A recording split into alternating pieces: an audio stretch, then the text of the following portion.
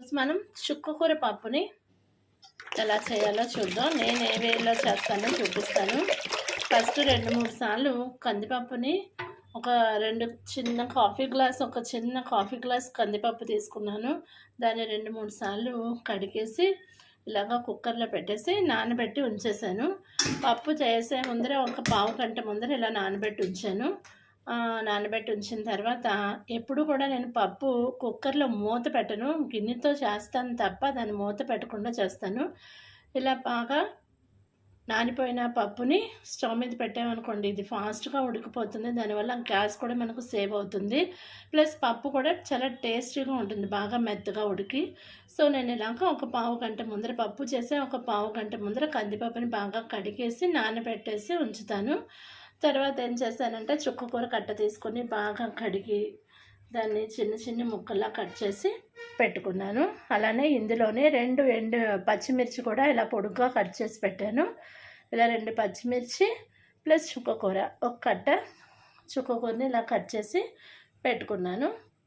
Plus ఇప్పుడు పోపుకు కావాల్సినవి ఎండుమిర్చి, కొంచెం చింతపండు, కడిగి పెట్టుకున్న కరివేపాకు, ఇంగువ, మెంతులు, ఆవాలు, అంతేనండి.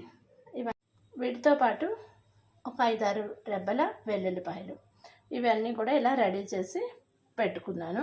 ఇంగువ, మెంతులు, ఆవాలు, కరివేపాకు, కొంచెం చింతపండు, ఎండుమిర్చి అండ్ వెల్లుల్లిపాయ రెబ్బలు, ప్లస్ మనం కడిగి తరిగి పెట్టుకున్న చుక్కకూర, ప్లస్ పచ్చిమిర్చిని కూడా ఇలా పొడుగ్గా కట్ చేయండి, బాగా టేస్టీగా ఉంటుంది. సో పప్పుని ఆల్రెడీ మనం నానబెట్టేసి ఉంచుకున్నాం కదా. ఇప్పుడు స్టవ్ ఆన్ చేసి స్టవ్ మీద పప్పు పెట్టుకుందాం. పప్పు కొంచెం ఉడికిన తర్వాత మనం ఈ ఆకుని వేసేద్దాం. ఆకు, పచ్చిమిర్చి వేద్దాం. కానీ అంతకన్నా ఇంపార్టెంట్ ఏంటంటే దీని మీద మూత మాత్రం ఎప్పుడు కుక్కర్ మీద మూత పప్పు చేసేటప్పుడు పెట్టద్దు. పెడితే చాలా పేస్ట్గా అయిపోయి టేస్ట్ ఉండదు. సో ఇలాగ మనం పప్పుని ఉడకనిద్దాం. పని ఫాస్ట్గా అయిపోవాలి, అస్తమానం మనం వంటింట్లో ఉంటున్నట్టు ఉండకూడదు అనుకుంటే మనం ఏం తయారు చేయాలో దాని మీద క్లారిటీ ఉండి దాని వస్తువులన్నీ ఒకే చోట పెట్టుకుని అన్నీ రెడీగా ఉంచుకుంటే వంట చాలా ఈజీ అండి. అన్ని పనుల కన్నా వంట పనే చాలా ఈజీ. సో ఈ పప్పు ఉడికే లోపల మనం టైం వేస్ట్ చేయడం ఎందుకు, పక్క స్టవ్ మీద బాణలు పెట్టేసుకొని దాంట్లో ఏం చేద్దామంటే ముందుగా ఒక స్పూను ఆయిల్ వేసాను, ఒక టేబుల్ స్పూన్ ఆయిల్ వేసాను. ఈ ఆయిల్ వేసిన తర్వాత కొంచెం నెయ్యి కూడా వేస్తాను. చూడండి, ఒక స్పూను నెయ్యి కూడా వేసాను. పోపు నెయ్యితో పెడితే చాలా టేస్ట్గా ఉంటుంది, ప్లస్ హెల్త్కి కూడా మంచిది. సో నూనెతో పాటు నెయ్యి కూడా ఒక స్పూన్ వేసాను. ఇది ఆవు నెయ్యి, అందువల్ల కొంచెం మీకు ఎల్లో కలర్లో కనపడుతుంది. సో నెయ్యి వేసి నెయ్యి కూడా కాగిన తర్వాత ఫస్ట్ మనం ఏం చేయాలంటే నెయ్యి కాగిన తర్వాత నూనె వేసాం కదా, కాగిన తర్వాత వెల్లుల్లి రెబ్బలు వేసుకోవాలి. ఇవి కొంచెం చిట్టుపట్లు ఆడుతూ ఉన్నప్పుడు కొంచెం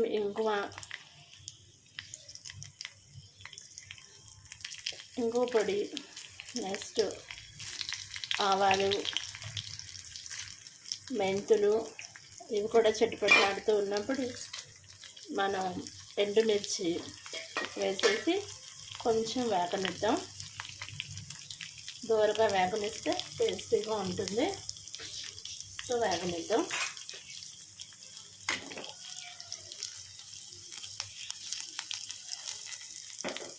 ఈ పోపు మనం రెడీ చేసి పెట్టుకుంటే పప్పు ఉడికిన వెంటనే మనం ఈ పోపు వేసేసుకొని వంట పని ముగించవచ్చు. సో ఇలా పోపు మనం రెడీ చేసుకున్న తర్వాత చూసారా, ఈ పోపు బ్రౌనిష్ కలర్ వచ్చింది కదా. ఇలా బ్రౌనిష్ కలర్ వచ్చేంత వరకు మనం ఇంకా వేరే తడి వస్తువులు ఏమీ వేయకూడదు. ఇప్పుడు మనం కడిగి పెట్టుకున్న కరివేపాకు వేద్దాం. వేసి ఈ పోపుని ఇలా పక్కన పెట్టేద్దాం. స్టవ్ వేసి పక్కన పెట్టుకుందాం. ఈ పప్పు ఉడుకుతుంది. ఇది కొంచెం బాగా ఉడికిన తర్వాత మనం ఆల్రెడీ తరిగి పెట్టుకున్న ఆకుని ఇందులో పప్పులో యాడ్ చేసేద్దాం. పోపుని కూడా తీసేసి ఒక చిన్న బేసిన్లో వేసి ఉంచేసి ఇందులో పప్పు తినేటప్పుడు తప్పనిసరిగా మనం పచ్చడి, ఆవకాయ పచ్చడి ప్లస్ ఒడియాలైనా అప్పడాలైనా తినాలి కదా. అందువల్ల ఇప్పుడు మనం అప్పడాలు వేయించుకుందాం. నేను ఎప్పుడు అప్పడాలు కాల్చడానికి ఇలాంటి చిన్న మూకుడే తీసుకుంటాను. ఎందువల్ల అంటే ఇందులో యూస్ చేసిన ఆయిల్ మళ్ళీ రీయూజ్ చేయకూడదు అంటారు. అంటే మళ్ళీ డీప్ ఫ్రైలకి పనికిరాదు, దాన్ని పోపులో అలా వాడచ్చు. కాబట్టి ఇలా నేను కొంచెం ఆయిలే తీసుకుని ఇలాగ అప్పడాన్ని కూడా 4 ముక్కలు చేసేసి ఇలాగ వేయిస్తాను.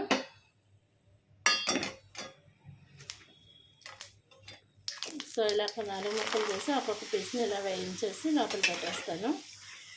సో ఈ పప్పు ఉడికే లోపల మనం పోపు వేయించేసుకున్నాము, అప్పడాలు కూడా రెడీ చేసేసుకున్నాము. ఇలా టైము మనం యూటిలైజ్ చేసుకోవాలి. ఎక్కువసేపు వంటింట్లో ఉండకుండా మనకున్న యాప్లికేషన్స్ ఏమైనా డెవలప్ చేసుకున్నాక ఆ టైంని యూజ్ చేసుకోవచ్చు. సో ఇలాగ నా పని ఇటు అప్పడాలు వేయించడం కూడా అయిపోయింది.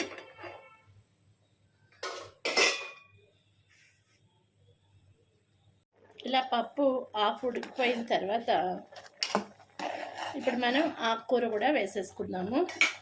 కూర పచ్చిమిర్చి కూడా వేసేసుకుందాము.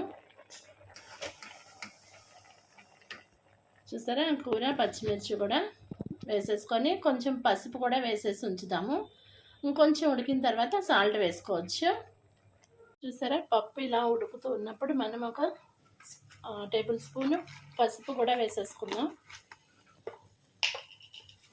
పచ్చిమిర్చి పర్వాలేదు, కానీ ఎండుమిర్చి ఎసిడిటీ ఎక్కువ, ఎండుకారం. అందువల్ల నేను పచ్చిమిర్చి ఎక్కువ వేస్తాను, ఎండుమిర్చి కొంచెమే వేస్తాను. ఎండుమిర్చి పొడి అంటే కారం పొడి కొంచెం వేస్తాను, ఎండు కారం పొడి. సో పసుపు వేసేసాను. పసుపు తర్వాత తగినంత ఉప్పు కూడా వేసేస్తున్నాను, సాల్ట్ కూడా, ఎందుకంటే పప్పు కూడా బాగా ఉడికిపోయింది. సో తగినంత సాల్ట్ కూడా వేసేసాను. ఇప్పుడు కొంచెం ఎండు కారం కూడా వేస్తాను. మళ్ళీ కరివేపాకు ఉంటే ఇంకొంచెం కరివేపాకు కూడా వేసుకోండి. ఎండు కారం వేసిన తర్వాత కరివేపాకు ఉంటే ఇంకొంచెం వేసుకోండి. చూడండి, పప్పు బాగా ఉడికిపోతుంది. కొంచెం జారుగా తినాలనుకున్న వాళ్ళు వాటర్ కొంచెం ఎక్కువ ఉంచుకోండి. కొంచెం అంత జారు అవసరం లేదు అనుకున్న వాళ్ళు కొంచెం నీళ్ళు తక్కువగా వేసుకోవాలి పప్పులను. సో ఇలా ఉడికిపోయిన తర్వాత కొంచెం ఎండుకారం కూడా వేసి మళ్ళీ కొంచెం కరివేపాకు వేసేస్తాను. పోపులో వేసుకున్న కరివేపాకు కాకుండా మళ్ళీ కొంచెం కరివేపాకు వేసుకుందాము. వేసుకొని మళ్ళీ లైట్గా ఎండుకారం ఎంతో వేయద్దు, ఎందుకంటే పచ్చిమిర్చి ఎక్కువ వేసుకుంటే హెల్త్కి మంచిది. సో మళ్ళీ ఒకసారి కలిపేద్దాం. ఈ పప్పు కొంచెం ఉడికిన తర్వాత మనం ఆల్రెడీ పోపులు వేయించి పెట్టుకున్నాం కదా, అన్ని పోపు రెడీ చేసుకున్నాం కదా, అది ఇందులో వేసేసి కలిపేటివాను. అప్పుడు లాస్ట్ చింతపండు వేద్దాం, ఎందుకంటే చింతపండు వేసిన తర్వాత అది బాగా ఉడకదు. సో లాస్ట్ చింతపండు వేసి దింపేద్దాం, ఓకేనా. చూసారా, ఇలాగ బాగా పప్పు ఉడికిపోయిన తర్వాత మనం పోపులు ఆల్రెడీ వేయించి పెట్టుకున్నాం కదా, ఆ పోపులు ప్లస్ చింతపండు కూడా కలిపేద్దాం. ఇంకంతే, చాలా టేస్టీ అయిన చుక్కకూర పప్పు రెడీ అయిపోతుంది. మరి పేస్ట్గా తింటే బాగుండదు. ఒక 5 మినిట్స్ ఉడికిన తర్వాత మళ్ళీ మనం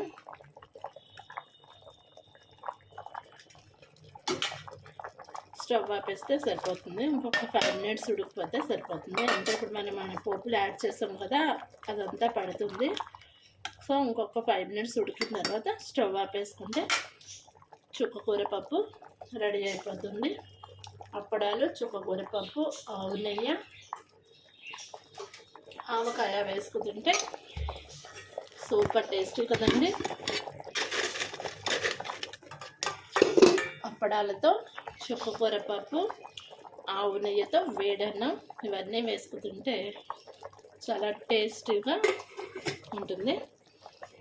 సో నేను తయారు చేసే ప్రాసెస్ మీకు నచ్చినట్లయితే ప్లీజ్ నా వీడియోస్ని షేర్ చేయండి. మీ ఫ్రెండ్స్కి, మీ రిలేటివ్స్కి నా వీడియోస్ని పంపించండి.